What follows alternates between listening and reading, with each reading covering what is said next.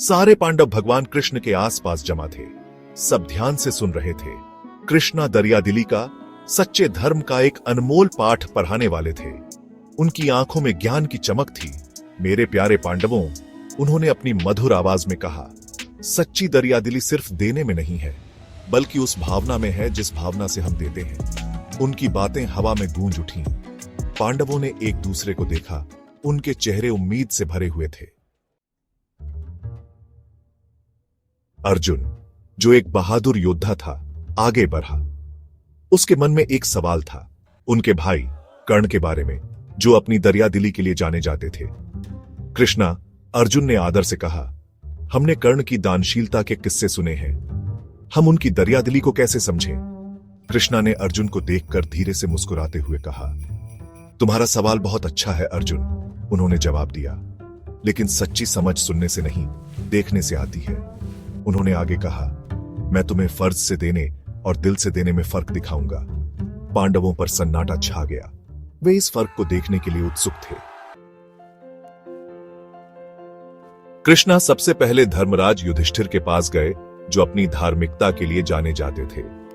उन्होंने एक साधारण सी चीज मांगी, सूखा चंदन। युधिष्ठिर, जो हमेशा अपने कर्तव्य का पालन करते थे, कृष्णा को खुश करना चाहते थे। उन्होंने अपने महल में पूरी तलाशी ली, लेकिन अफसोस, बारिश का मौसम था। सारा चंदन गीला था। युधिष्ठिर ने निराशा में अपना सिर झुकाकर माफी मांगी। कृष्णा, उन्होंने कहा, मैं आपकी इच्छा पूरी नहीं कर पा रहा हूं। कृष्णा समझदारी से मुस्कुराए। फिर कृष्णा कर्ण के महल गए। उन्होंने वही चीज मांगी। कर्ण ने बिना एक पल गंवाए अपना धनुष बाण उठा लिया। वह जानता था कि क्या करना है। कर्ण ने अपने ही महल पर तीरों की बारिश कर दी। तीरों ने चंदन के दरवाजे और खिड़कियां तोड़ दी। सूखा चंदन बिखर कर जमीन पर गिर पड़ा। कर्ण ने उसे इकट्ठा किया और मुस्कुराते हुए कृष्णा को भेंट कर दिया। कृष्णा ने प्रसाद स्वीकार कर लिया। वे हैरान पांडवों की ओर मुड़े। देखा, उन्होंने समझाया, युधिष्ठिर परिस्थितियों से बंधे हुए थे, लेकिन कर्ण, उसने निस्वार्थ भाव से दिया, यहां तक कि अपना सामान भी नष्ट कर दिया। उन्होंने अर्जुन की तरफ देखा।